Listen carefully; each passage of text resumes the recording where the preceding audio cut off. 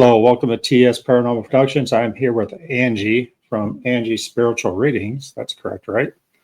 It is. All right. And you also do paranormal investigations, which I did not know because I just look at your Facebook a lot and it's all tarot cards and readings, but give your group a little shout out. Okay, I am a paranormal investigator with War Party Paranormal. We have a South team, which covers the Miami Broward area, and a North team that primarily handles the Palm Beach County area. That's kind of cool that you have paranormal teams. I'm trying to get someone from every state. I mean, that's kind of my goal, and now I have Florida down. So, Yeah. paranormal wise, how's Miami and all that? I've done some really interesting sites in Miami. The Gold Coast Railroad Museum, which is fantastic, has a lot of history there, a lot of hauntings there, and I've had some really interesting experiences. And actually, the University of Miami came and filmed us while we were there on an investigation as part of their final project for a film production class that they were taking. And it was pretty awesome. And their final product, which can be found on my socials, was they did a really fantastic job. I was proud to be part of it. I was honored to be part of it. So that was pretty interesting. And next weekend, not this weekend, but the weekend after, getting an opportunity to investigate for the first time ever the Coral Castle, which has a very interesting history that I have to say I try not to study the history of a location. I like to go in and just organically feel what's going on there.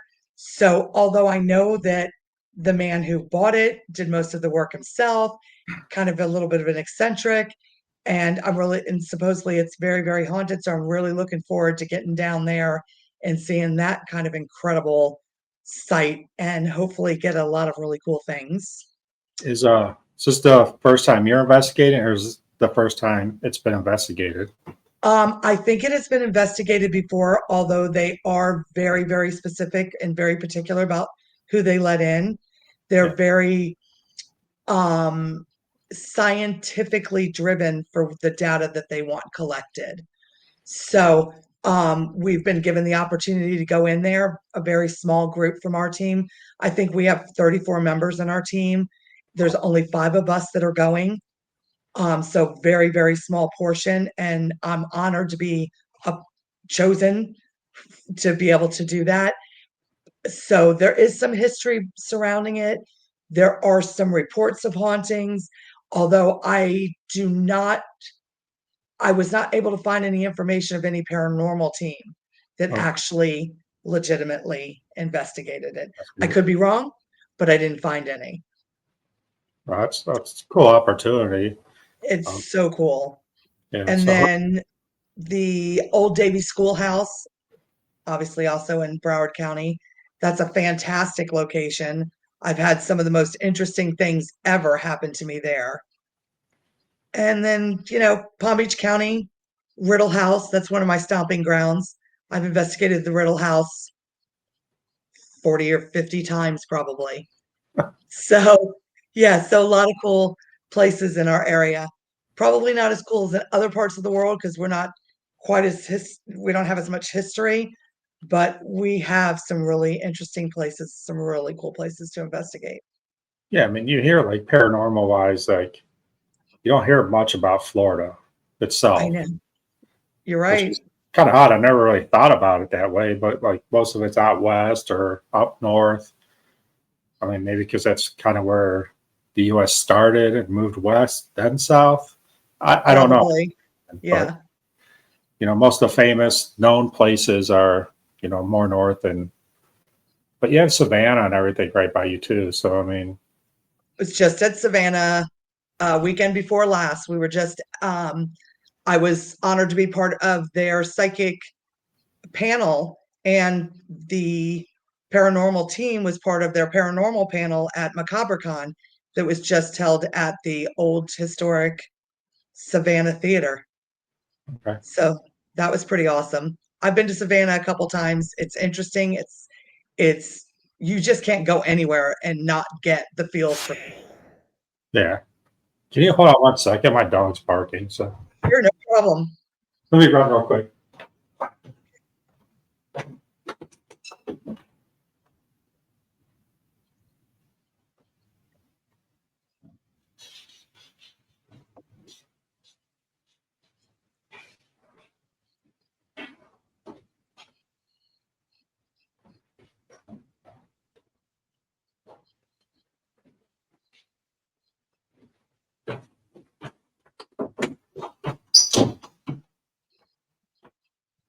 All right, I'm back. Okay. I've been sitting around for an hour, and she always waits till you have to do something. So Always. yeah, They're like just children. yeah. So sorry about that. That's okay. So we're talking about like history and stuff, but the one thing you guys have in like Miami is culture. Lots of Yes. different culture down there. So does that play a effect? I think it does. And members of our team have worked with the TV show Univision. And so they've done a lot of things with Univision. I don't speak Spanish, so it's not one of the things I've ever been able to get involved in. Um, but culturally, I've run into some very interesting cases that were probably created, not like real true ghost hauntings, but some kind of eerie effects of people doing less than great things to somebody else. Yeah. So I've run across a lot of buried objects, part of ritual ceremonies and those kinds of things. So the cultural impact does make a difference. I talked about my one friend. He's from Puerto Rico, and he grew up down there till about he was 10 years old.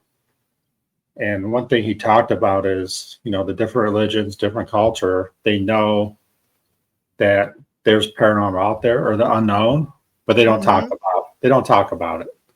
Absolutely. So Absolutely. you find that a lot down there? Is that I do. And listen, I always say that I was raised Roman Catholic, so I kind of know about not talking about it. yeah, Um, and there are a lot of religious belief systems that, people struggle with because they know that there's something there, but they really aren't supposed to think that there's something there. And culturally, it's funny because I had a group of guys come to one of our events. And when I say that these were probably four of the biggest human beings that I've ever seen in my life, my hand fit in the palm of this one guy's hand. And I only know that because as he left the building, very scared, he held my hand on the way out. And that was kind of one of the guys said over and over again, my grandmother would kill me if she knew that I was doing this. My grandmother would kill me if she knew I was doing this, over and over again. So even though they were incredibly interested and very curious, they really weren't supposed to be. So they were kind of going against the grain a little bit, but they still banded together in this group to come out there and be tough. They didn't last very long in one of the houses that I brought them into, but they were a fun group of guys. yeah. I So mean, yeah, I'm and sure you they know a open little their eyes. now. So let's talk about. So how long have you been doing paranormal? The paranormal investigation thing for me is, I'm gonna say 7-ish years, not a whole lot of time. Some people have a lot more experience than I do. Um, and it's funny because I got into paranormal investigating very by chance. I didn't even know it existed. I didn't know there were paranormal investigators. I didn't know people went out and did this kind of thing. And I guess I never needed to know until I needed to know. And I'm what most people would consider a natural born psychic. I've always talked to dead people. When I was younger, I just didn't know that they were dead. I just thought they were my friends. Everybody talked to them. Everybody saw them. No big deal. I was never scared. I never had some horrific experience where I felt that I was haunted or tormented by a spirit energy. Never. So it wasn't until my second near-death experience where a lot of things kind of changed for me in my life, and I felt very lost and very confused, and I felt that I was. I'll back up just a little bit. During my teenage years, I kind of pushed it all aside because no one wants to be the weird person.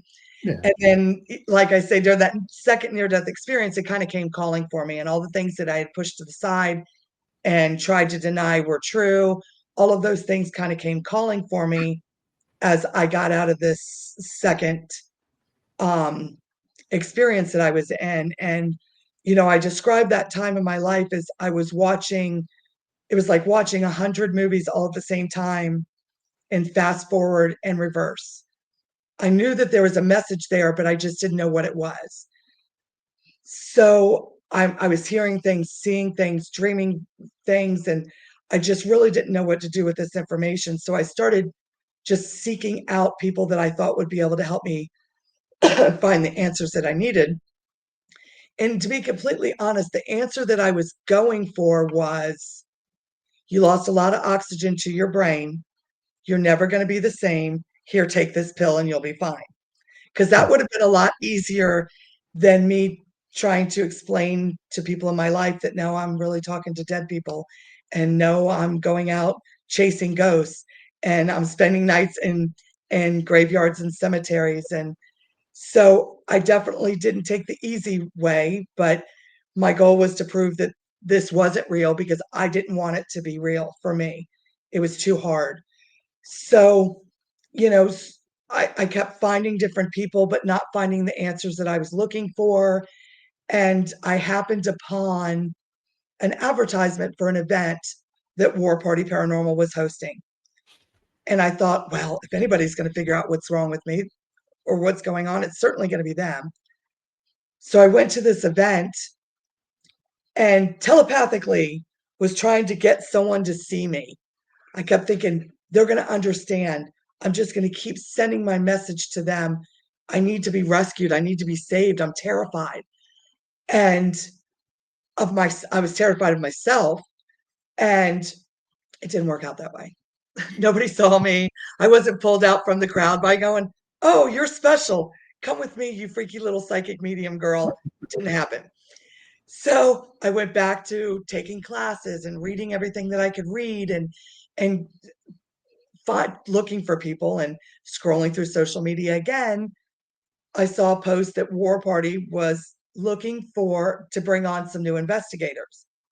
I thought, well, I could do that, right? Certainly. I had no idea what I was doing.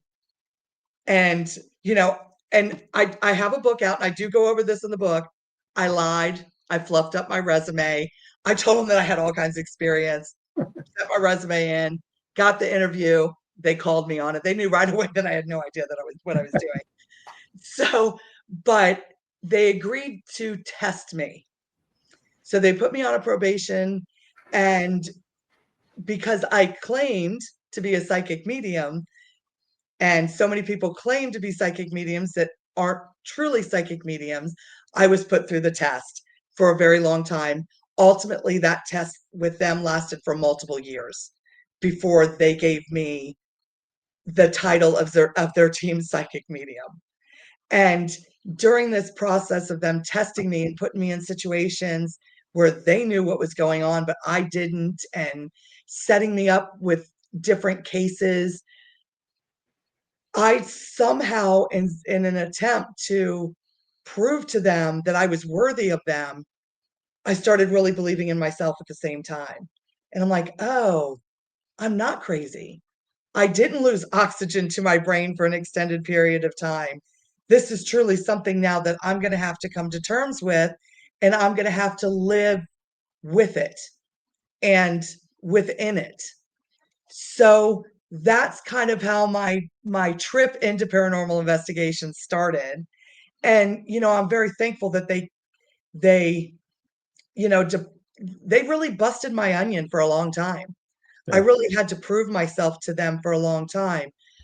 But without that trial, I don't think I ever would have believed in myself and believed in my ability to communicate with people that are no longer here, to understand the concept of energy and the concept of sometimes I say the most random things, but that's truly the message that was sent to me, and not questioning when I say things that just seem really weird. And they gave me that confidence to really just say the weird things sometimes, because that's a lot of times exactly what it is. It seems really weird, but they know things that I don't know already. You know, Yeah. when I go into an investigation, like I was saying earlier, I don't want to know anything. They, especially when it's, a residential, let's say, they know the history, they know what the people are experiencing. I don't. So when I go in there and start telling them what I'm seeing and what I'm feeling, sometimes it sounds pretty wacky. They've never judged me on that because they already have the history of it, and what I'm saying does make sense. Does make sense. I've heard that from a few psychics, mediums that, they say, well, this doesn't make sense, but, when something's coming through, you have to say it because it's going Yeah, to make sense to somebody, right? right. Hopefully. And So, that's probably the hardest thing, is to stop the logical part of your brain from saying that's crazy, that's stupid, that doesn't even make any sense. That's probably the hardest thing, is to just blurt it out and just keep moving forward with it, because chances are it's what you're saying is right. It just yeah, doesn't make sense to you. too. So let's talk about, like you said, something interesting about how many psychic mediums are out there right now, or claiming to be. Yes. And I was going to post something on Facebook the other day because I'm on TikTok too, and I hit, just scroll through it. Anytime I scroll through TikTok, there has to be 8 or 9 psychic mediums live on there. Oh, absolutely. So, you can't disregard them No. because you have no proof that they are or are not. But Correct. it's kind of hard because, 10 years ago, it wasn't like that. I mean, what are your thoughts about it? Well, I'm going to say that part of that is just because the world is a lot more accepting now. Okay. So, 10 years ago, 15 years ago, for someone to come out and say, by the way, I talk to dead people, I talk to spirit guides, you were a subsect of a subsect of a subsect. And people thought that your goal was to fleece them. Your job was to try and take their money. You were trying to instill some kind of fear. And there are still a lot of people out there like that, unfortunately. There are a lot of charlatans out there that do try to work with the fear factor and say, you're cursed. And for $1,500, I can uncurse you.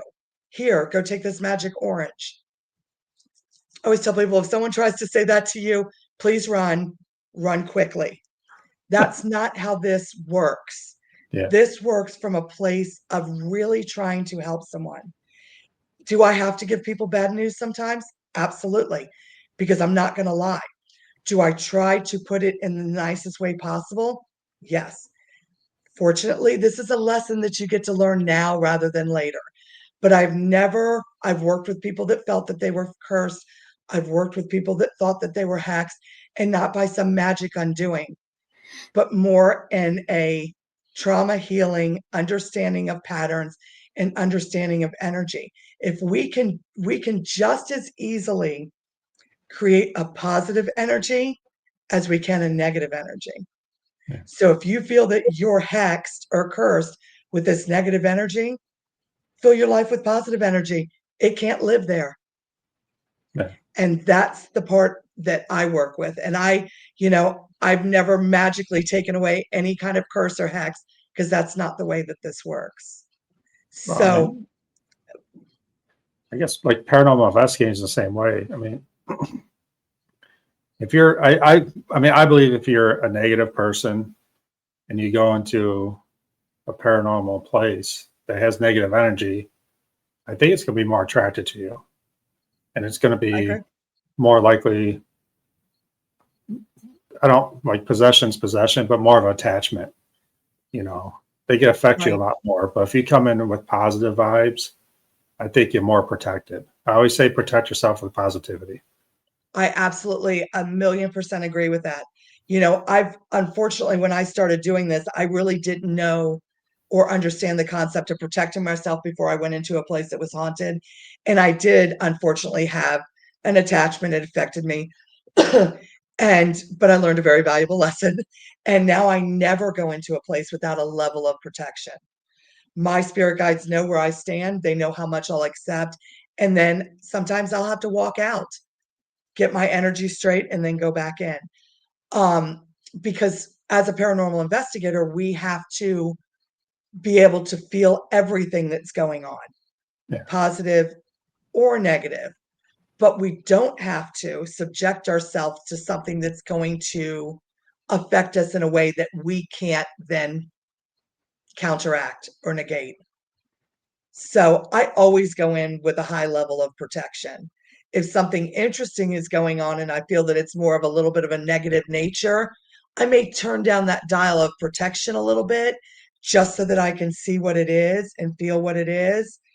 But as soon as the opportunity and as soon as I know the answer to that, that protection goes right back up. You stay here. I'm on my way out. So you're So you're talking protection. Are you talking like mental protection, or I mean, a lot of people use crystals. A lot of people use faith. Um, all of that is part of my arsenal of protection. When I first started doing this, I never went into a site without my forms of protection, which were crystals. Sometimes I would carry a pendulum with me, but I always had crystals. I always had a cross around my neck.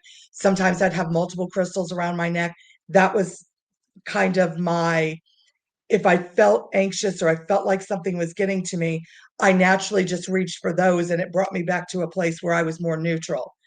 Now, I have kind of a system for me that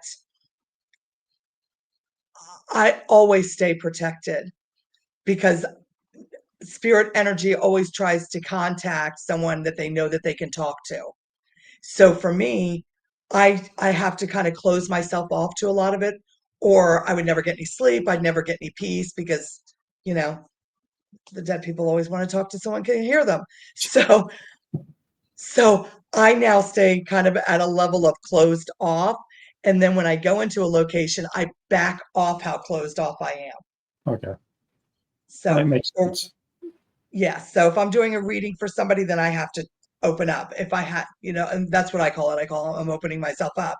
If I go into a location, any of those kinds of things, I'm opening myself up for energy that's not just your normal everyday kind of energy.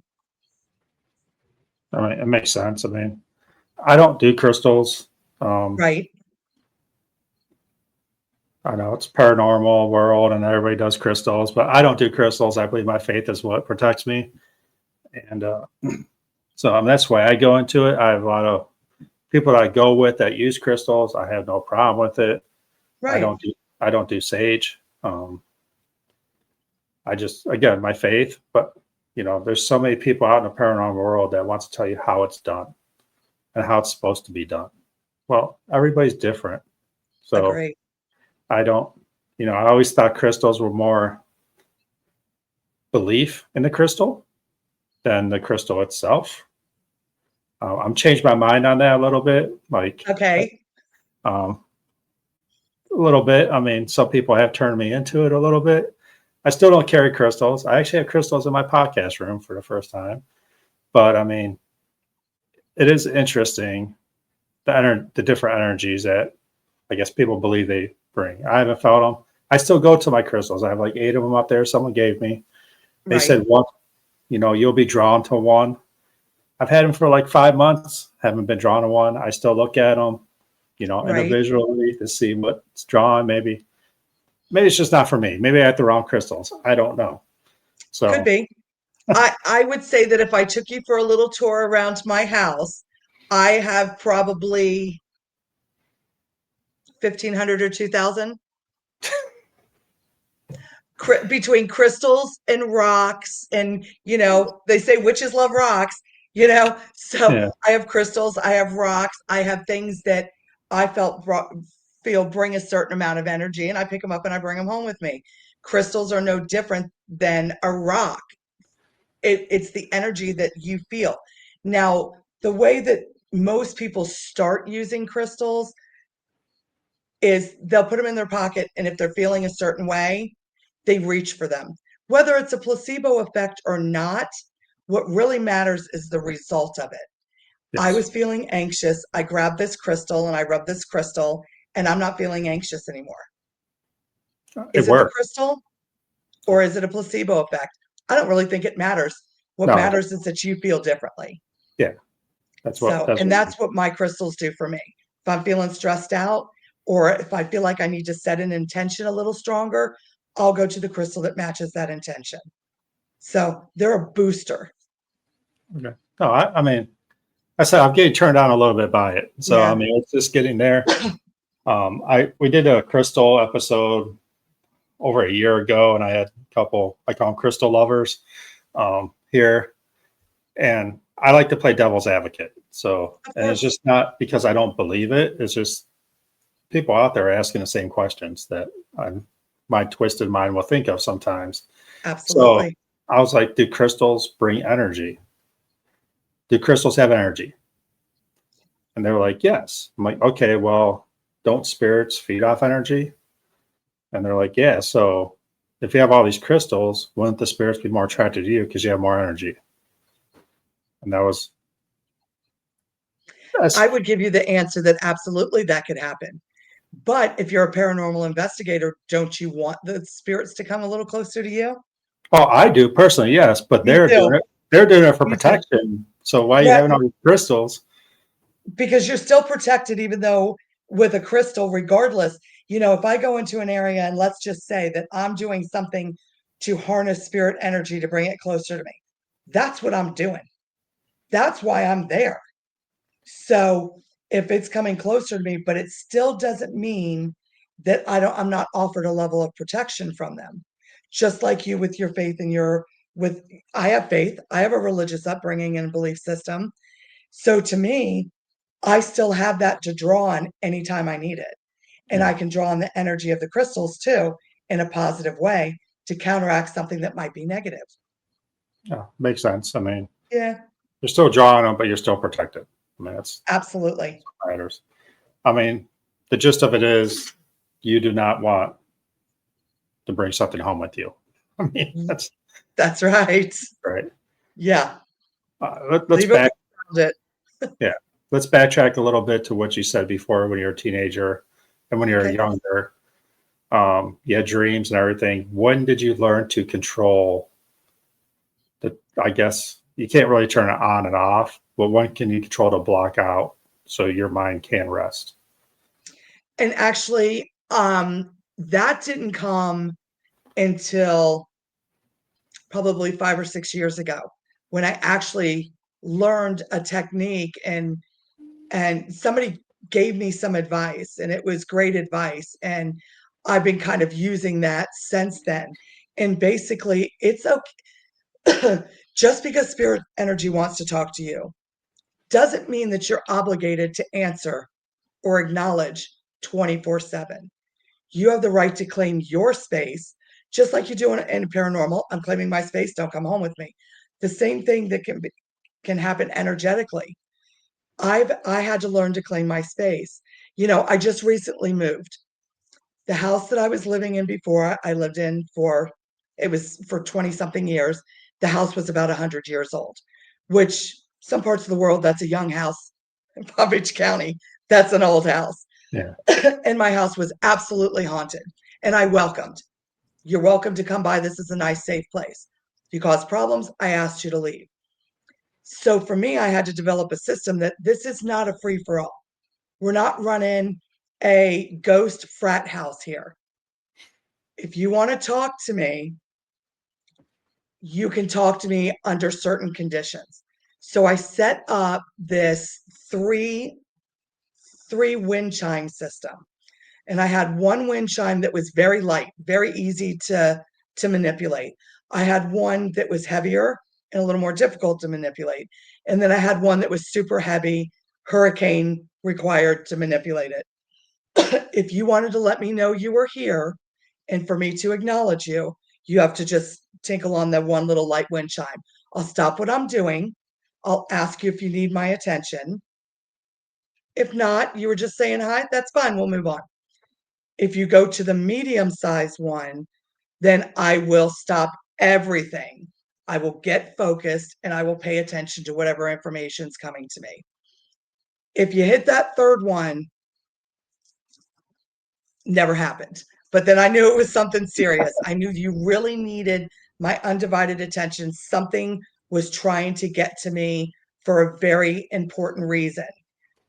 The third one never went off. The one light one, and of course, I'm a paranormal investigator. I made sure there was no fans, no air conditioning, nothing. So if something went to it, I would stop, usually look up and say, is there something you want to say? Usually they just tinkle it one more time and kind of move on. Okay, no big deal. But I had that system set up so in case of an emergency, they needed to break through and had something to say when I was off duty, they knew how they could still get to me. So we kind of reached a happy understanding. Don't bother me all the time. I can't do it. I'm exhausted. Mm. But if you need me, you can still have access to me. And it Have, worked out for many years. have you ever had a spirit that's like, I'm talking no matter what? Oh, yeah. Oh, yeah. Mostly my grandfather. Okay. He didn't pay any attention to the wind chime system. But he was allowed to because that's who he was. But yeah, I call him Big Head Guy because I was never able to identify who he was. And he didn't talk, he just lurked. And the reason I call him Big Head Guy is because I would always see him at like the top of the threshold of a doorway, and his head was huge. I mean, it took up and he was that tall that his head was at the top. And the first time I saw him, he startled me because he was new. I'd never seen him before. And I remember saying to him, you're not allowed to do that here. If you have something to say, you can say it. Otherwise, you need to move on. But he didn't listen and he kept doing it. So then I had to be more insistent that he had to leave my space because he would just appear in the most random times, but always on different doorways and always way up high and just this ginormous head. So he was one of the ones that was a rule breaker and he had to be sent on his way. And other than that, a couple of people that I know who they are, they'll just kind of come in, interrupt the flow of things, say things. The one guy, I call him Laughing Man. He's an old friend of mine though, and he has a very distinct laugh. So I know it's him. He comes through, he cackle laughs, and then he just moves on. So they don't come and interrupt me incessantly. Yeah. But yeah, there are those breakthrough people that want to have something to say or just let me know they're still there. Yeah. Probably just say, hey, I'm still here. Yep, I'm here. Talk to you later. Yeah. No, Yep. that's cool. So Yeah. let's switch up the tarot cards a little bit. I did Okay. a investigation last week with a few other groups, and there's like the world's largest tarot card is on the ceiling, and they had tarot cards all over the place. Okay. I've never dabbled with them. We were doing some investigations. I came downstairs, and there was a deck of tarot cards there. Nothing was really happening. Me and my buddy were Right. talking, so I was like, "Oh, let's play with tarot cards." Probably not the right thing to do, but I did them anyways. I've seen, like, you probably know, there's so many different types of tarot cards out there. I mean, you I already probably know. have 10 decks sitting right here. So you know this already. I really don't know Yeah. much about them, the difference or whatever. And I've seen someone do a tarot card reading with me where they shuffle real fast and one falls out. I don't know Yes. what that's called, but Jumper. a jumper. Okay, so these tarot cards had no words on them, like, Right. so I'm just like kind of making stuff up with me and my friend are just sitting there. Okay. So what's the ones with no words on it? I've seen people change what they mean. Like, So let me tell you a little bit about tarot cards. okay, give me a I history. use tarot cards. Yeah. I think they're fantastic. They're a tool. And there are people that read tarot cards by the book. This card means this. This card means this. And they do tarot spreads, and they know that this card landing in this position means this. That's a study, that's a practice, that's hours and hours and hours of time invested in that. That's not how I read tarot cards. Okay. I use tarot cards as a tool, usually to make my client feel more comfortable. My readings are all empathic and intuitive readings. Do I know what the cards mean? Absolutely. But the way the cards fall, the sequence that they fall, that changes the reading every single time. So, and the energy that's put in them and the question that's asked. So, by the book, actual tarot card reading, it has its place. And it has a huge amount of validity to it. But I read my cards very different than you'll ever see any reader. I don't do tarot spreads. I shuffle the deck. If one jumps out, absolutely, we address that one. We get a jumper. Sometimes they'll jump all the way off the table. No problem. That's the one that wanted to come out. But I shuffle the deck. I divide the deck. Then I spread whatever half they want to work with. And I let the client start picking the cards. And they pick the cards. That is their energy coming out into those cards. And then we read the cards based on that. I read the cards based on that. But 90% of what's coming through is their energetic information to me, my intuitive nature, my empathic, and occasionally the spirit's guide going, they pulled this card, but they really need to know about this. So sometimes I will say, we're going to stop there and address something else that came up that's much more important than knowing that, you're maybe going to get a bonus or something, So my readings are probably very different because I know the tarot deck. I have, like I said, 10 of them right next to me, and then probably another 15 at my office. I like different tarot decks, but I 90% of the time use one deck because it's the one I feel the most connected with. Okay. And most tarot readers kind of feel that way. But they're a form to get you to clue into something about the energy that you're feeling right now. So you were at this tarot expo. You and your friends started playing around with these cards. This is not a Ouija board. So you can play with these cards. Nothing's going to hurt you. That's how we learn these cards. Yeah. So you're playing around. They come up. What did that card make you feel? Absolutely not. What came to your mind? That's what you're actually using the cards for. It's a feel. They mean something, but when you look at it, the picture, the words, some of them have words, most of them don't. That's all the energy of the room, who you're dealing with, and how your readings kind of going to go based on the energy. Okay. Yeah, the reading I had was, I was doing an investigation. I was a solo, but there's two people there. Actually, they were on the other night. Ashley was doing. I never had a reading because I'm not a huge, believer. Right. But again, she kind of pushed me to more believer because the stuff she came out, and like you said, she was doing the jumpers. The way they were facing is what. Right. She's like, oh, this one's facing this way. This one's facing this way. Right. One fell off the table. She's like, whoa, stuff like that. The stuff she said, though, was stuff I never said before. And then she did the same thing you did. Like, hold on, someone's talking to me. And she, she's doing the same thing you were doing.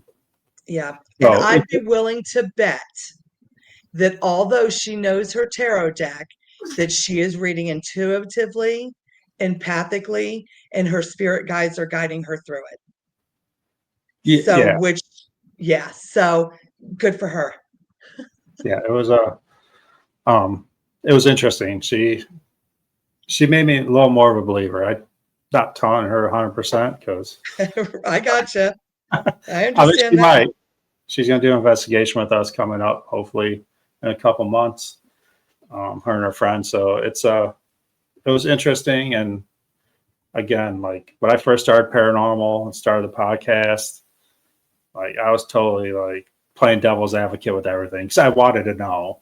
But it was until I actually started talking to people like you and her who are just not, I don't want to say claiming because I can't disprove, like again, but Right. you guys have a lot more in-depth knowledge and maybe just explain it a little more. Yeah, and listen, I firmly believe I'm cynical about a lot of stuff too, and Yeah. I don't think that anybody should ever go into a situation without some sort of questioning. We can't just blindly walk in and go, "Well, you said you're this, so you must be." That would Yeah. be a foolish way to live life. So coming in with a degree, I appreciate when people have a degree of cynicism. I won't accept criticism or judgment, but anything, if you're questioning, all the more I learn more about me every time someone asks me a hard question because it forces me to really think through a lot of things that maybe I hadn't even considered. So Yeah. I'm down for the hard questions. I mean, look at when you got into the paranormal group, you had a probation period for what, 2 years? And I don't think that was a probation period for you to the group. I think it was a probation period for you to yourself. That's what it It sounds like. probably was. Yeah. Yeah, because the typical probation was 90 days. Yeah. I didn't even get a shirt. Yeah. Yeah. So, yeah. And then it kind of went from that, to we're not sure who you are, to me being called the paranormal bloodhound. She said, if something's going on, he would say, if something's going on, she's going to find it. Yeah. And yeah. So, but you're right. It took a lot. I needed to be asked the hard questions because I needed to know where I stood. Where are my lines? Where is my level of understanding? You know, I tell people ask me, I use the term positive energy and negative energy. No one will ever hear me use the word other than in this context, demon or demonic, or that's just not something that I'm comfortable with. It's negative energy. It can be counteracted just as easily as anything else. So I'm not, I don't sensationalize anything. I'm here for the legit. And if somebody questions what I'm doing, good, give me a chance to really rethink this.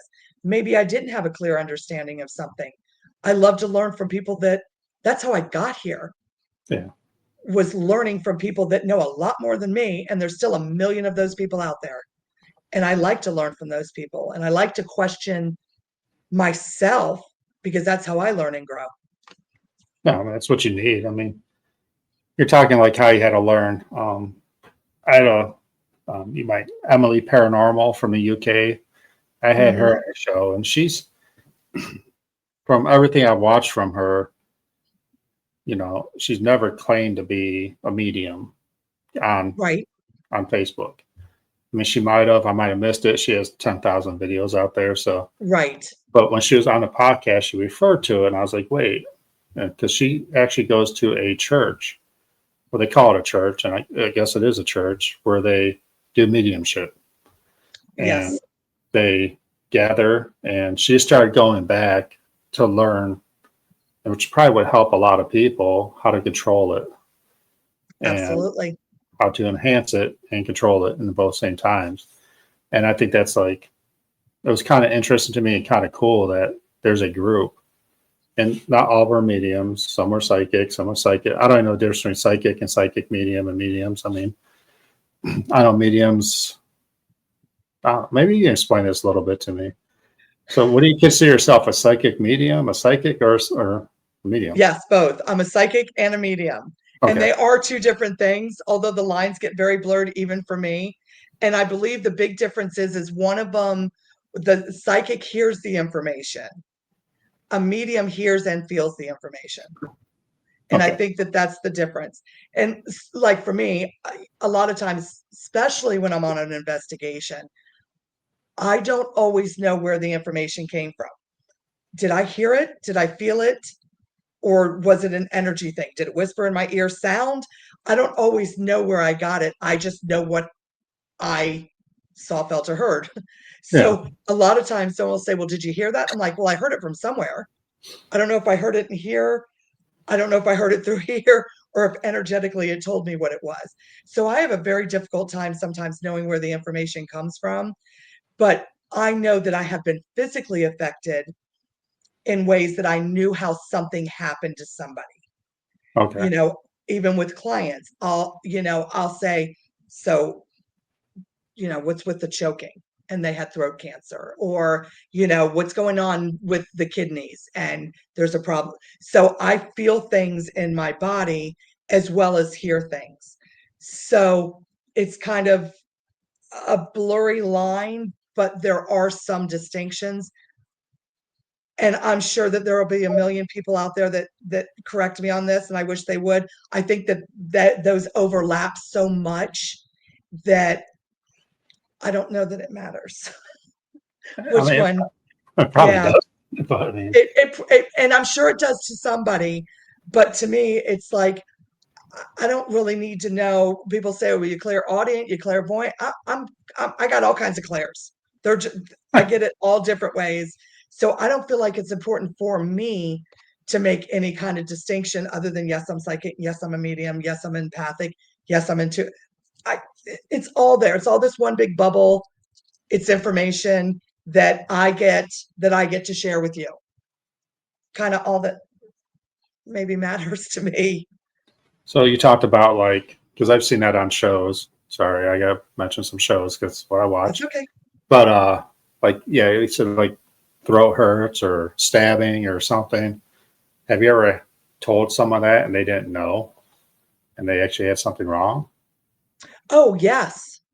I have clients that come to me that a lot of times, you know, and I apologize. Sometimes I do talk fast, but I do that with my clients too. That's So fine. usually we wind up with extra time and they'll say, okay, anything you need me to know. And that's usually when, if they haven't asked me a medical question already, if I have felt something or sensed something, I will go ahead and let them know. I was working, I actually was not working. I actually went to a class that somebody was hosting. And one of the girls that was with her boyfriend that was actually doing this, what I know now was kind of a paranormal expo, but I didn't know it then. And they used a spirit box, didn't know what that was then. And I felt so compelled to tell her that she was medically having some issues. So I went to her after and I said, listen, I'm going to tell you what I saw, but I really think that you need to go to the doctor and have blood work. I said, I see blood. I saw like veins and like blood cells. And I said, I don't know how I got there. So, but you need to have blood work done because I think that you have diabetes. She did. She hadn't been to the doctor yet. She did go and follow up. Not a life or death situation at that point for her, but go to the doctor. And I have seen other things similarly, like you might need to go get a chest X-ray, Yeah. because I felt some kind of pressure, and they usually will listen to me and at least get checked out. I would rather. Very rarely do I ever want to be wrong about anything. It hurts my feelings when I'm wrong, but I'd rather be wrong and they went to the doctor and it was nothing than to not say something that was given to me. So yeah, I have had to say, you got some problems going on here.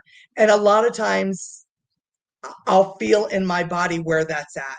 Or I'll start coughing and I'm like, oh, okay, what is this about? And it sometimes will take me a little while to put it all together because I'm doing a reading and so many other things, and my spirit guides will go, dummy, you know, it's the lungs. Why do you think you're coughing?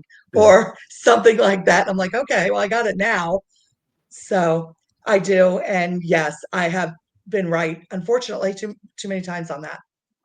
Yeah. I mean, like you said, you'd rather be wrong and not and say something than rather be Right. right and not say something. Because Yeah, if all else fails, they went and got checked out and everything's good. absolutely. And that's, I mean, Absolutely.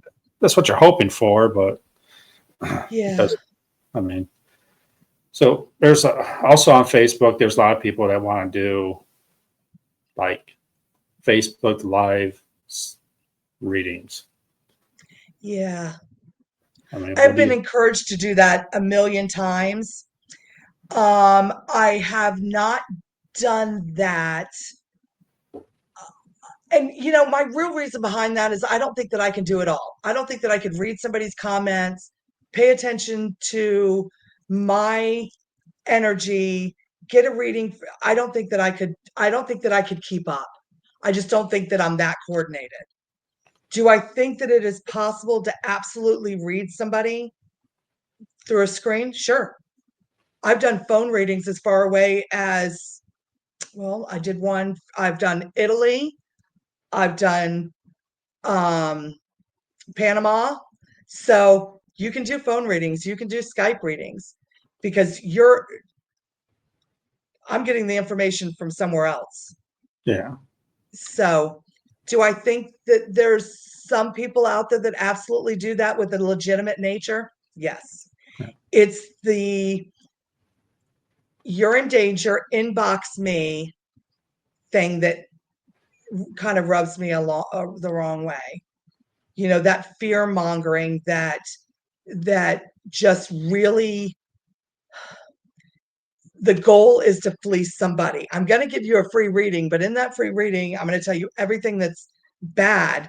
And then, or I'm going to tell you a little bit that's bad, but then inbox me. And for blah, blah dollars, I'm going to tell you the rest of it. And then for blah, blah more dollars, I'm going to fix it for you. That's the stuff that rubs me a little wrong. That's what I get asked through TikTok. I was telling you, like, I just scroll past them right now because I find it interesting. So I'll stop and watch for like a minute. And next thing I know, I got inboxes. Oh, I felt something. Message me. Yeah. I'm like, come on. Like, I was literally on there for 15 seconds. Right. And listen, I get them all the time too. Yeah. I get them all the time. I was scrolling through your TikTok or I was scrolling through your Instagram. Inbox me. I felt some real negative energy around you. No, you didn't. No, you didn't. It's all positive here. Yeah. And I don't think that anyone should solicit business that way. I run my business. I know that it can be very difficult to run a successful business. Yeah. I'm fortunate that I am blessed with having a great clientele, and I do work at promoting my business, and I do post on my socials, and I do all of that. But my goal is not to have one client a week that pays me a ridiculous amount of money so that I can make her or him afraid of their life and them to think that I'm the only one that can make that better. My goal as a reader, my goal as a spiritual advisor, most of my clients come to me for emotional trauma healing. That's where we go. We're working on some real stuff, not fear. We're working on healing. We're working on having a better life. We're working on having better relationships. We're working on setting intentions with good energy. No place for fear in any of that. No. Yeah, people profit off fear too much. That's right. So it is. I mean, that's the way it is. But like you said, you still have a business to run. So, yes. I mean, it's hard because you're out there helping people, but also I just from talking to you, I guarantee if, I don't know, like somehow you came into a lot of money, you would love to do this for free because you want to help. And like with the paranormal investigation stuff, obviously that's all free. I pay for my own expenses, as we all do. And I have had people come to me at events, and I usually say, that's not why I'm here, but give me 5 minutes. Let me see if I can get away from the team. And if you're struggling, I'm here. I'm here to help you. And I will do that. But you're right. And listen, like I said, I am trying to run a business and I'm very fortunate, but I also have a full-time job. I work a complete separate job. Yeah. I do this because this is what I need to do, because this is what's important to me, because this is what I love. And I run the business. Like I said, it's successful and it's fantastic. But, I do that so that I can go and do the other things that help other people. I'm definitely not retiring anytime soon. No. We always talk about that. People are like paranormal, like, oh, you have a group and you do all these investigations, you help people, you have your own podcast. I'm like, yeah, it cost me a lot of money. Like, That's right. That's right. I don't, That's I don't, right. I don't make money here. I mean, what my enjoyment, I mean, paranormal investigating is a hobby. I Yeah, mean, to 99.9% of people out there, it's a hobby, and absolutely. it's an expensive hobby. It is. But It is. I love learning, Me and I too. enjoy the podcast because I learned so much from the podcast. Like Right. I always tell people, I started this podcast platform a month and a half ago. I was expecting like 3 podcasts a month, just talking to different groups, talking to different people, maybe get some connections, learning their traits, and you know, you're my Right. fourth you're my fourth podcast this week. I mean, that's We're killing it. killing it. And yeah, my wife's not too happy about it, but I mean, Well, yeah, but you have to have a hobby, and this was that's my right. hobby, and I love Yeah. it. I love everybody I have had on the podcast. It's just been unbelievable. I mean, it's just, I mean, talking to you, I didn't know anything about you. I mean, I read through your stuff, and I made that little, thumbnail today with the tarot cards, put you on there, and I was actually thinking, I'm like, I know nothing about tarot cards. I'm like, am I supposed to put Right. these? Am I supposed to put these 4 together? Is this like a bad omen? Like, I have no idea. I didn't see that. Sorry. I was busy all day and just finished up right before I logged on. But I put a post on my socials too, and I used my information and your logo, and I Yeah. mushed it all together too. So, Well, we I did our took best. the black and white tarot cards off your Facebook, so I kind of Okay. rearrange them a little bit, put your logo up there, and I'm like, are these tarot cards are they allowed to touch each other, or Yes, like I they have no are. idea. Like, Yeah, they are. They are. You're not going to summons any negative energy with that. You're good. uh, I was thinking I'm gonna get some bad message from you, like, what are you doing? I'm like, No, no, no, I mean no. it's been fun talking to you, learning. Thank you. Um, Glad you came on. A lot of people I um, email try to get them on. I think you actually messaged me. I Um, did. yeah, and it was I get a few now. I'm starting to get a little more popular, I guess, but Yeah. um, it was nice because again, I scroll through people's Facebook a lot, try to figure out some questions they ask, but I didn't know you were in a paranormal group. I didn't even know you did paranormal, to be honest. Okay. I thought you just did readings. I mean, that's what I was excited about. Excited that you do paranormal. Yeah, And it's great that you're going out and doing that. I can't believe you guys have that many members we in your. do. We're a big team. Yeah. So are you guys just all Miami or just? No, we have several groups, we're probably about half and half. About half live in Miami and half live, I'm more north of that. I'm in Palm Beach County. Okay. And so we have several that live in Broward County, and we actually have one member that lives on the west coast of Florida, and I can't remember where she lives over there. And if I say the wrong one, she'll kill me, so I won't say the wrong one. But she lives on the west coast of Florida, and she joined our group, so she travels back and forth as much as she can and joins us for events. So fortunately, we have Palm Beach County and Broward County, and we get to kind of cover that whole area, So I which mean, is good. how far do you guys travel for investigations? Um, Probably Miami is the furthest that I'll travel, for just a normal regular investigation. As a group, we have done other trips, like we've gone to Waverly. We did, again, we were in a large group, or a small group of us were in Savannah for the Macabre Con, and we went out and we got to do an overnight investigation at the Savannah Theater. So that was kind of nice. So as a group, we do. And October, we're going to, and I'm probably going to say this wrong, Gilcrest, Hillcrest? the old, Oh, in, Gilchrist. Yeah. yeah, we're gonna be up there for his event in October. So we'll do an investigation there. So how was Waverly? I've never been to Waverly. So Waverly was fantastic.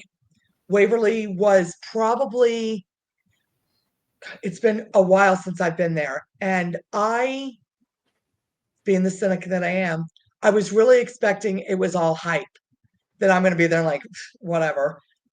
I was so impressed. I Or was so amazed. I was so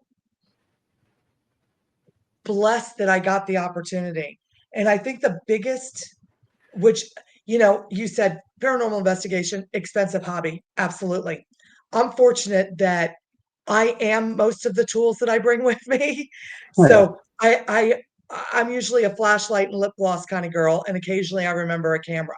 Everybody else is there. They have all the equipment. They confirm what I'm feeling and saying.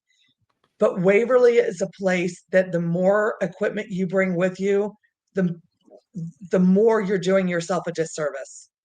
okay, It is a place to sit, be quiet, and just watch, because there is so much movement around you. When it is the darkest, light wise, that place that I've ever been in my life, and yet you can still see spirit energy moving. How is the darkest thing you've ever seen, but yet a spirit energy is now darker walking by? So it was just really an incredible experience to just sit there in that. So yeah. I've had that it was great. once in the basement where it was pitch black and a shadow went by me. Yeah. So I had to be I like, mean, how cool is that? yeah. I mean, I thought it was sweet. People are like, "Weren't you scared?" I'm like, "No, just a That's why I'm shadow." here. That's why Yeah, I'm here. I always say Yeah. that. Peter Pan lost a shadow and he was trying to find it. So I mean, it can't be that bad. You know? Right. I So always say, listen, if you hear something go bump and if you hear a voice and you see, uh, well, that's what you came here for. Why are you running? yeah, No I running. it's Yeah. just Almay Paranormal is on. She said Waverly is on her bucket list. Yeah, I mean, Yeah. I I heard like you said overhyped. I did a Mansfield Reformatory years ago, and it was just so packed full of people. And I heard Wayview was kind of the same way, so I kind of steered. We did there was 8 of us. Are you guys That was there? it. Are you guys there private? We That's sure the way. did. So I'm It's trying worth to. the money. Yeah, I'm trying to do a private next year, which I'm going to Trans Allegheny. Uh, Right. that's my. I've been there twice, and they do a very good job if you just buy tickets. Right. Uh, of spreading people out. They have 10 people per floor. It's 9 acres of flooring. I mean, Right. with 10 people on each floor, you're still not going to run into anybody. And I always tell Right. people, if you can't afford a private investigation at Trans Allegheny, try to get 10 people to go. Right. I mean, you'll have the Yeah. whole floor to yourself. So, um, Yeah. again, I Yeah. did Waverly, fantastic. 6 or 8 of us, we got to just do whatever we wanted to do. It was that's not that. I fantastic. mean, that's not that far from me. It's probably 4 or 5 hours from me. So, probably should do that sometime. But Yeah. yeah, I've had the privilege to investigate with some other groups. I've been collaborating a lot, and every group I investigate with, they're going to be invited to Trans Allegheny next year. So I'm going to try to get Right. 20 of us to go down and have a good time. Um, yeah, I know you did the outer buildings. Jealous. That's kind of my goal is do a private investigation in the main building, then do the outer buildings the next night. Right. Okay, let's talk about this because that's 2 in a row. Okay. Being a psychic medium, do you have paranormal hangovers? That's what people talk about. I sure have.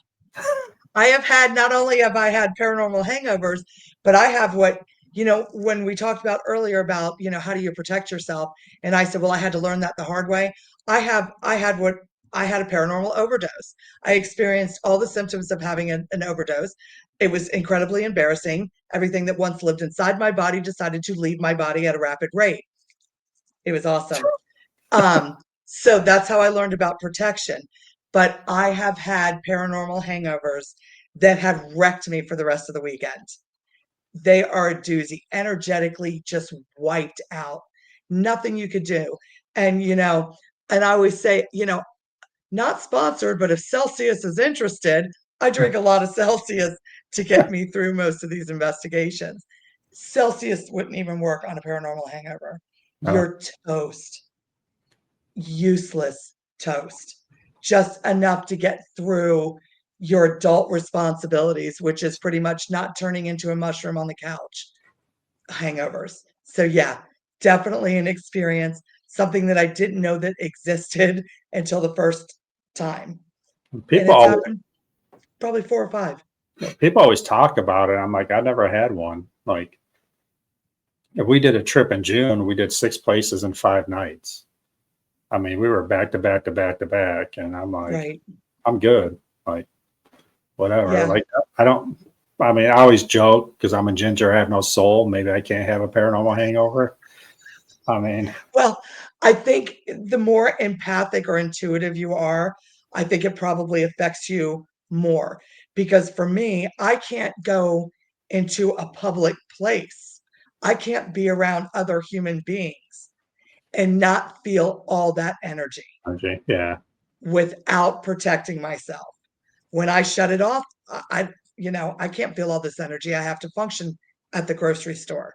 I don't I don't want to feel this guy's sadness. I just need peas, so you shutting it off. But when you're doing the investigations, no, all that energy is coming in and being sucked right back out. So yeah, I've had some doozies. I bet. I mean, I don't. Worth it, but yeah. I mean, you're doing a lot. So I mean, so your go-to equipment is yourself, Yeah. obviously. Yeah. Um, Yep. And when I you remember to probably bring a flashlight. flashlight. I always forget flashlights. I am Me terrible. too. Me too. The rest of my team knows that I will show up and I will give it my 100%, but somebody needs to hand me a flashlight because I'm bad.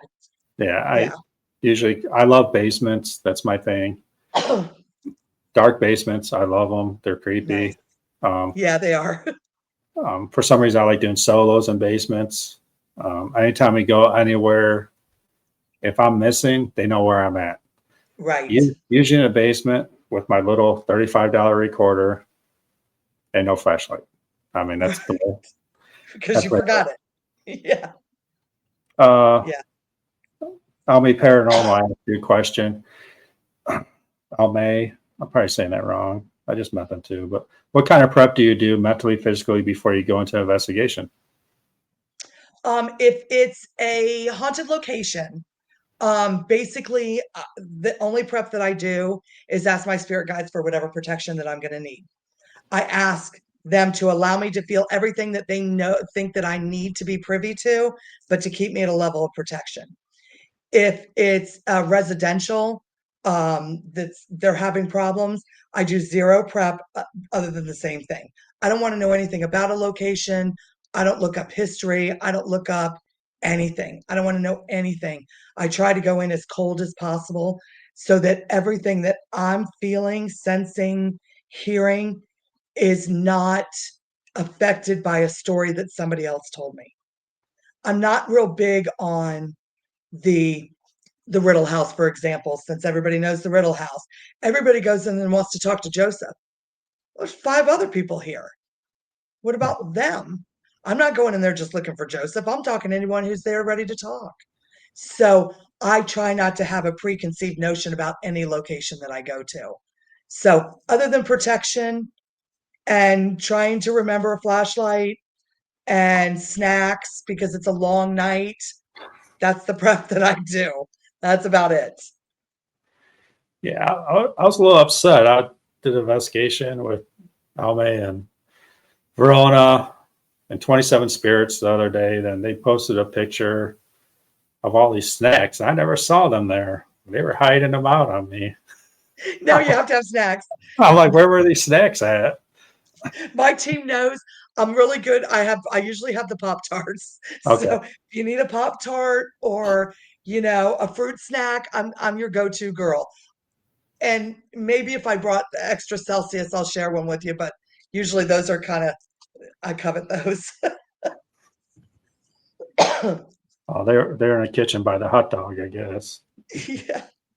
No, I mean, I'd say it's great working with other groups and everything. It's just my team, we have 7, 8 people on the team. Right. It's just been so hard to get everybody together all the time and, It is. working.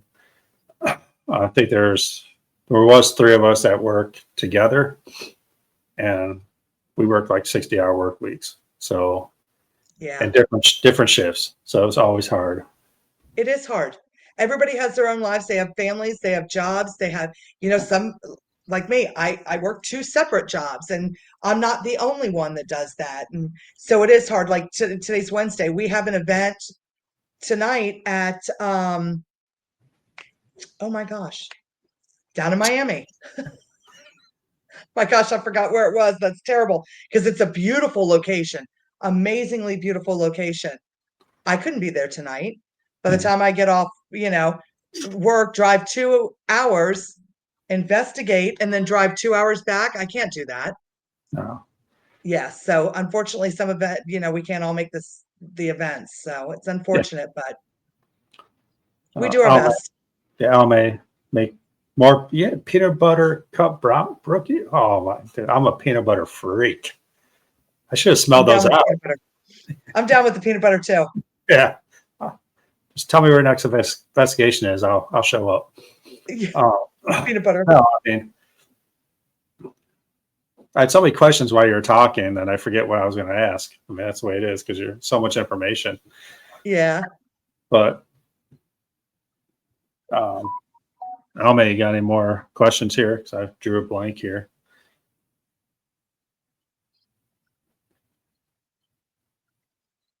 Maybe not. So, what's your? I will do bucket list. What is the one place you want to go investigate? Anywhere in the world. Oh, goodness. Okay, so this probably sounds a little. I want to go to Romania. Okay. That's my bucket list. I'm very fortunate that, but yeah, I want to go to Romania. I want to see the Gypsy Trail just because I want to see how they traveled. So, okay, is it true that the gypsies are the ones that made the original like deck of cards we use for playing? That's my understanding, yes. Okay, I just heard that the Of other day. course, they were also the biggest charlatans too. Yeah. So, not supporting that kind of behavior. I just think from a history standpoint that would be a really cool experience. So, and I'm sure I'm a huge history buff. I'm a huge architecture buff. So that's kind of that. But Trans Allegheny is definitely on the list. Um, you know,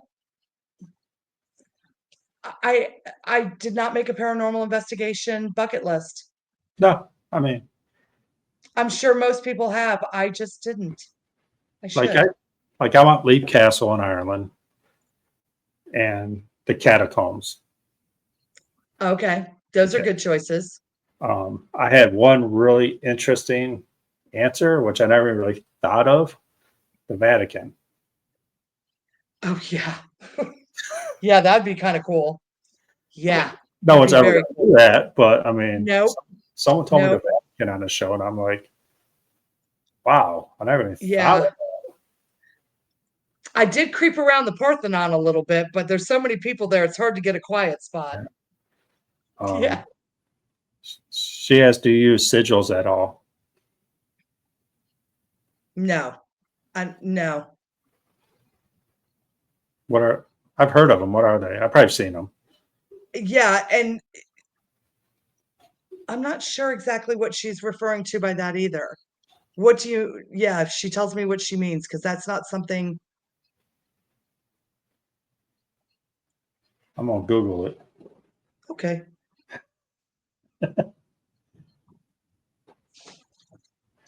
It says an inscribed or painted symbol considered to have magical power.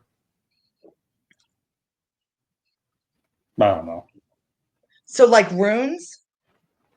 Uh, I I don't mean, know.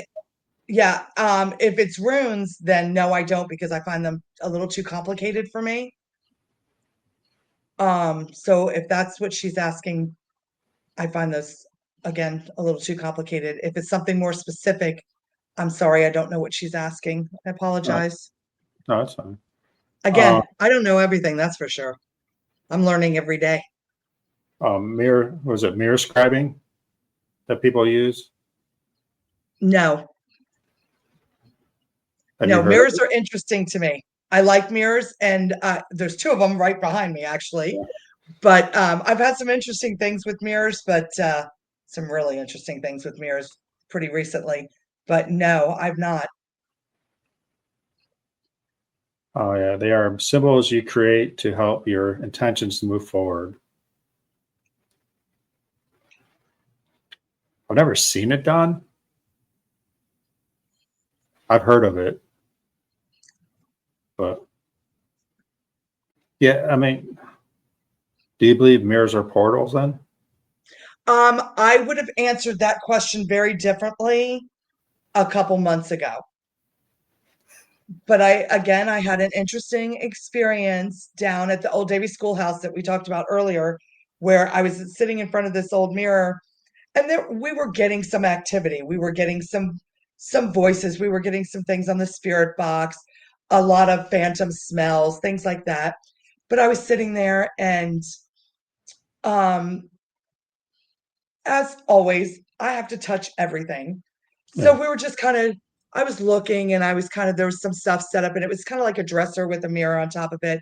And I was kind of touching the stuff. I opened up the drawer, and and me and another girl, and we're just kind of talking, listening to the spirit box. And I'm sitting in front of this mirror, and I start to notice that something's changing. So I kind of just looked around, seeing if I was getting anything. There was a window behind me. Was there any shadow coming through? Things like that. And I kept watching, and then all of a sudden, my face was a different face. And I honestly did not even know that that was possible. I'd heard people say, but once again, cynical. So my face was completely not my face. So I sat there and watched that for a little bit of time and thought, huh, that was kind of interesting.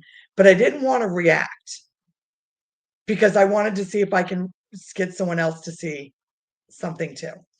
So the girl that I was with, I said, sit here for a minute. And I said, I just want you to look into the mirror. And, as paranormal investigators, we say really weird things like, no, you need to listen deeper. Mhm. And, you know, you need to look deeper. And I said, just look in the mirror, relax. Don't worry about um, anything besides you. Just kind of look in the mirror. And all I could feel the energy was shifting. So I knew she was about to have an experience with this mirror. And I'm like almost giddy sitting off to the side going, oh, she's going to see this and she's going to freak out. And all of a sudden she kind of lets out this little noise and goes, that's not my face. Who in the F's face is that? And I said, I know, right? So she described what she saw, which was the same face that I had seen. And she's taller than I. So we weren't even looking in the same exact space in this mirror. But Mhm. this face came in. And I think that there were 6 or 7 of us on the investigation that night. And independently, I pulled everyone from our group up to this mirror. And when you just look at it, it's just you're seeing until, and each one of them, I didn't tell them anything. Each one of them experienced, except for one person, experienced the same thing. 2 people in the group experienced the same thing, but had more detail to it than anybody else. But so that was kind of an experience that changed my opinion a little bit about mirrors. So are they portals? It's definitely something. Yeah. Definitely something. I mean, I think they can show themselves. I don't know if they're portals because they're like, you can't have two mirrors across from each other, blah, blah, blah. Right. Uh, I'm the type of guy that's going to find two mirrors and put them across each other and sit in the middle. Yeah. Mine have no problem being across from each other. You have people in your house all the time, though. So, That's true. That's true. That's true. And it was funny because I told you that I moved out of this and I moved into a different place. And when I was moving, I said I had an agreement. I said, you need to simmer down for a little while. I'm going to a temporary location. And I was moving in with a friend. I said, she will freak out if I bring you guys with me. Stand by. When I move, you can come. When I get to my place, and they have actually, after I've been here for a few months, I've actually seen the activity pick up. There you go. So my friends have found me again. You know, they found me, they're here, and yet my cat is thrilled to death by it. Hey, you're never lonely, so I mean, Yeah. no, that's cool. Well, we're an hour 20 minutes into this, so I mean, Okay. it's pretty good. I've always been trying to keep these an hour, and it's never happened once ever. Okay. So it doesn't matter as long as we're talking, having a good time. I really don't care. I'll tell you my mirror story. So I did stared in the mirrors before, really nothing. I think your eyes plays tricks on you a little bit. That was my thought until my last investigation. Right. My last investigation, I was doing an SS method in a coffin, and nothing was really happening. So I'm like, let's stare in this mirror. What the heck? What could go wrong? Yeah, we're here. Why not? Yeah. So I kneeled down, stared in the mirror, and my face disappeared. Usually it takes a while for your eyes to adjust, and people say 4 or 5 minutes. This was like a minute in, Right. and my face just disappeared. And I can look around, but my head wasn't there. I was gone. It was like a vampire. Right. So I kind of shook. I'm like, after a little bit, I'm like, what is going on here? So then I did it again. My face turned to all skin, no eyes, no nose, no mouth, and black eyes started coming out of where my eyes were supposed to be. Wow. Yes, in the vampire room. So I was like, oh, my buddy was there. I was filming the whole thing too. I mean, I haven't checked the film yet. It'd be kind of cool if that's what showed up on film too, but Yes. I highly doubt that because I'd be really famous then. But right. So my buddy was like, Bird, he did not want to do it at all.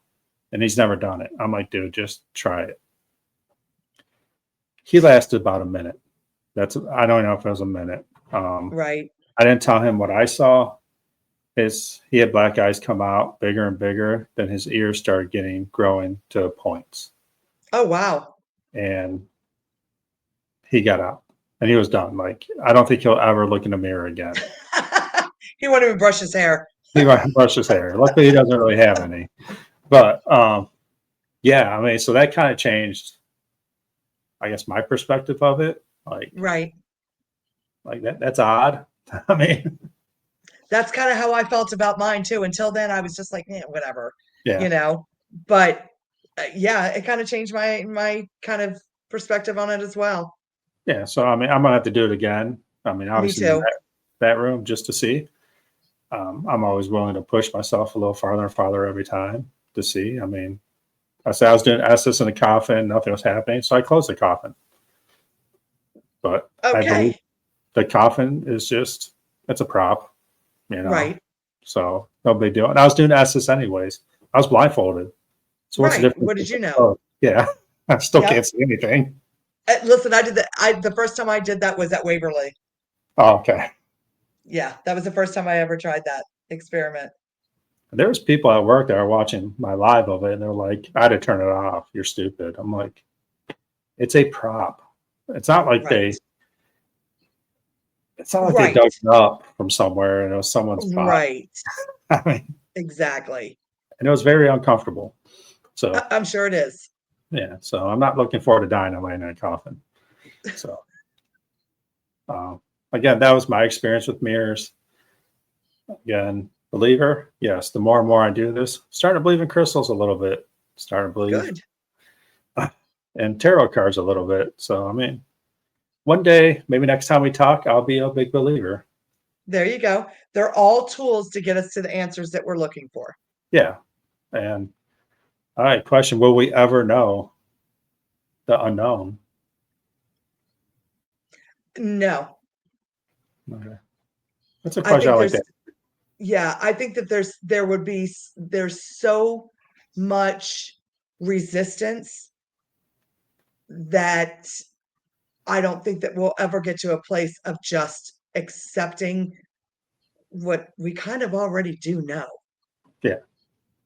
So, I mean, but think about it this way: 10 years ago, were you accepted as a psychic medium as much as? absolutely not. Um, yeah. So I mean, is it possible that because we talk about religion and Christianity, you didn't talk about that stuff, 15 years ago, and there's more groups coming out now that are Hmm. Christian-based groups. Are they're still getting some slack in the community, but I Right. think being more accepted. So hopefully 10, 15 years down the road, we will have more answers because it's going to be more accepted. And Right. I think we'll have more answers, but I think that there's still such, no, but everybody's afraid of things they don't understand. yeah, And it's hard I think it'd be hard to ever get to the level of absolute understanding that the majority would switch to, oh yeah, that's fine. We got yeah. it all now. We figured it all out. I I mean, just don't know if we get that there. was my slogan when I first started this was don't fear the unknown. Right. And everybody does. Sure do. We no one absolutely do. no one likes Yep. the unknown. I mean, you see that That's right. shadow, you hear that kid that's not a kid, that you don't have kids. Right. But Right. I don't think it's anything to be scared about. It's just someone trying to talk to you, you know. Absolutely. So I mean, I think we're getting better in that sense, that we're not fearing as much. We're starting to understand that there are just spirits out there, and that they're not all demonic. They're not all negative. Most of them aren't. Yes. Very few are. But 15 I, years ago they were, you know. yes, absolutely. In our minds. I'm not saying they were, but in our minds Absolutely. Yes. it was all Absolutely. it was Hollywood. So I mean, and I think a lot of it has to do going back to ghost shows, paranormal shows, like taps. Hmm. When they started out helping people, Right. and they said a lot of times like, "There's nothing to fear here. It's just so and so. Right. Just acknowledge them. That's all they want." So I Absolutely. started taking the trend. Then you had Ghost Adventures come along and push that trend back to where it was, and the Hmm. Conjuring House and all that. But I mean, I think we're going in the right direction as a paranormal world right now. I think so too. And I agree, and when I say that, like I said earlier, where I didn't really even know that paranormal existed, I never even watched a paranormal investigation show until about 2 months ago. Never. Never saw Ghost Adventures. Never saw, um, well, I can't think of anyone else, but I know there's more.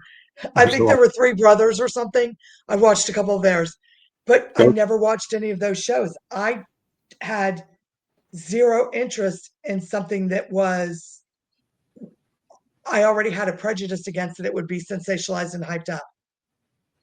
So I just never even bothered yeah. until recently somebody said, well, I thought, okay, fine, I'll watch. What'd you How bad watch? could it be? Huh? What what show did you watch? So I watched Ghost Adventures. Oh, that's like the worst show to watch. Listen, it was on my TV, it was on my cable, and I was able to hit record. So I watched it and I thought, what are you doing? What are you doing? That's not, nobody behaves like that. Nobody behaves like that. Zach does. Nobody runs. Here, ghosty, ghosty. Ah, who does that? Who Um, does that? I watch. I do watch them mainly to learn what not to do. There you go. So you can learn either way. Um, I was always big into paranormal shows because my mom was. Right, So we watched a lot, but you can learn different techniques. Again, learn what not to do, and learn right. what to do. So a few of them out there, I do like Ghost Brothers. I think Is that they're okay? Are they even yeah. still on or did they get run off? I think Zach ran everybody off. I mean, to be honest, I heard that somebody said that to me not yeah. that long ago. that he runs everybody off. And I'm like, okay, So there was a destination fear. There's a group of four. They used to travel around an RV, and they were okay, all based off fear. So what they do is one person will pick a location, no one else knows where they're going. They investigate, then they had to sleep alone for the remainder of the night. And their thought was the fear brings out the, spirits. okay, And he was a cameraman for Ghost Adventures. okay, Dakota was, and he wanted to do his own, and Zach was for it until they started getting too big. yeah, And now he got kicked off Discovery, but luckily he's on YouTube now, and it's Project Fear. okay, I like it. They do a lot of cool stuff, and they have fun. They're four people having a good time investigating places, and so it's interesting. Yeah, they were just at Trans Allegheny. I saw them okay. that were there. I mean, it's a brother, a sister, and two friends. They grew up together, so they go have a good time, and that's kind of what paranormal is supposed to be about too. It is. It is. You're supposed to have fun. You're supposed to enjoy what you're doing. You're not supposed to, hype everything up so that people are afraid and concerned and everything's evil, demonic, and I'm possessed. And I went, listen, I want you to know you heard it here first. You heard it here first. I read the story about the guy who was on the show whose wife tried to have him killed. That's Ghost Adventures, yeah. Okay. If her lawyer doesn't use the defense that he brought home a demonic force that possessed her and caused her to try and kill him, that lawyer's not doing his job. She already said she did. Oh, did she? Yeah, she really got. I guess I should have read further on. No, she didn't say that, but she said she was guilty, and pretty much Aaron only won. He won a couple bucks, and that's it. That was it. It's over. He just wanted. Wow. But he's had a lot of issues through that show. I know. Or so I like I said, I read some of the story about that whole allegation and whatever, her trying to have him killed, and I'm thinking every episode somebody's possessed. Yeah, that show's ridiculous. Of the ones I watch, so I'm thinking, okay, yeah. Listen, I've had the hangovers, I've had some situations, but if every week I'm getting possessed, I need a different way to do stuff. And all the orbs they see. I mean, it's just ridiculous. A lot of orbs. I actually watched their new one, the House Calls, and they were doing a show. And look at this orb. You can see the wings flap. They've never seen a bug. They have never seen a bug. No. I mean, come on now. But whatever. I mean, it is what it is. Yeah. They make their money. They have fun. Hopefully he doesn't buy the Conjuring house. I heard he's the one that's going to bid on it. From what I heard, it's going to be Matt Rife, Jason Hawes, and Zach Bagans in a bidding war for the Conjuring house. I actually sang happy birthday to the Conjuring house guy who lived there, whose name I can't remember, whatever. He was at MacabraCon. It was his 90th birthday. So we got to sing him happy birthday. Nice. Yeah, I guess the original daughter, who was part of the real story, knows who wants to buy it. Like she has a person that she wants for them to buy it. I have a feeling it's Jason Hawes, because he seems really positive about the Conjuring house and making it right. Right. But they're saying it's not going to go less than $4 million for that house. I guess it depends on what your intentions are and whether you feel like it's worth it to you. I mean, Matt bought that the other house, the Amityville house or something, didn't he? What else did he just buy? Whatever that house was with the Amityville doll in it. Yeah. Okay. Yeah. Sorry, I don't keep up on it. The Warrens house. Yeah. Yeah, I didn't know much about that house, but I heard they're charging like $4,000 a night to investigate that. That seems a little excessive. and you can film stuff there, but they have to review it before you can post anything, and they charge you to review it. That's Sad. then why bother? Yeah. Yeah. So For a paranormal investigator, that's not worth it. For a no, fan, maybe. no, I mean, not really. I mean, a lot of these places we go just to say we did it. You know, I Right. went to Trans Allegheny, I went to Waverly, I went to Ohio State Reformatory. There's Right. there's a lot better places out there. So, Right. but whatever. I mean, so okay, the Warrens. We're gonna end this up here. Again, appreciate talking to you. I learned a lot. Well, thank you. I'm gonna have to rewatch this because we talked about a lot. We did. And We did. again, anytime you want to come back on the show, if you're doing something big coming up and you want to promote, and I'll let you promote your book before you leave. Okay. Then, or you did something big and you had Okay. some stories to tell, just drop me an email or whatever and come back on. I mean, Thanks. I appreciate that. I'm sure we can talk longer, but We could. I gotta keep my marriage safe here. That's right. No, I mean, Yeah. she doesn't care. So, That's right. but yeah, again, I appreciate it. And you want to name drop your book here? Sure. Right there.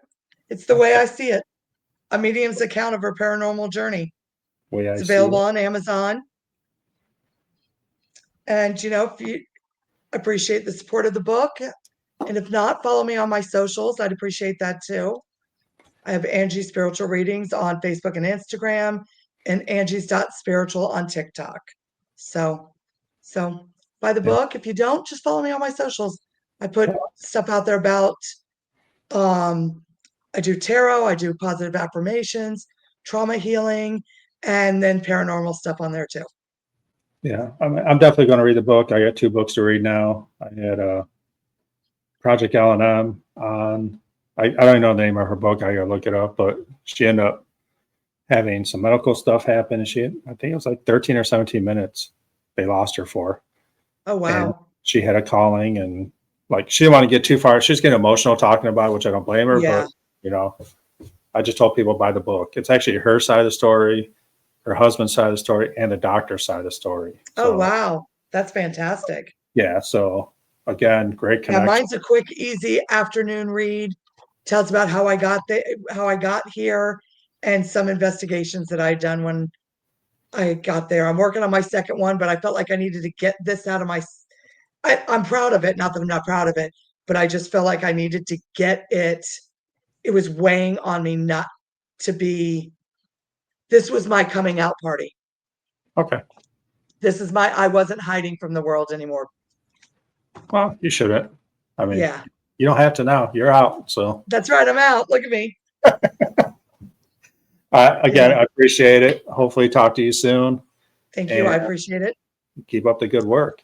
Thank you. Have a good night. You too. Thank you. Thanks. Bye-bye. Bye.